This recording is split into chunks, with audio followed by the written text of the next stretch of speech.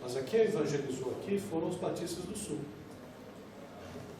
E aí se desenvolveu como Convenção Batista do Brasil, a CBB, Convenção Batista Brasileira. Mas outros batistas já vieram aqui depois também. Você tem os batistas suecos. Os batistas suecos, eles fundam a Igreja Batista Independente aqui no Brasil. Então tem a Convenção das Igrejas Batistas Independentes, né? Ou Associação das Igrejas Batistas Independentes. E a regular surge no fundamentalismo americano nos anos 60. Até antes dos anos 60. Mas vem para cá e também estabelece a Igreja Batista regular. A Igreja Batista Nacional é uma igreja nacional. Por que a Igreja Batista Nacional não se chama Igreja Batista Renovada, mas se chama Igreja Batista Nacional? Porque como ela surge com líderes nacionais, ela diz, a nossa igreja é brasileira, é nacional. Então, e é uma igreja que constitui-se de igrejas batistas renovadas. Mas esses líderes nacionais, eles estavam alicerçados em algum outro de fora, né? Ou não? Estavam na Convenção Batista Brasileira, o pastor Ernesto Torini e o pastor José Rego Nascimento, estavam na Brasileira. Aí eles saem da Brasileira e fundam a Batista Nacional.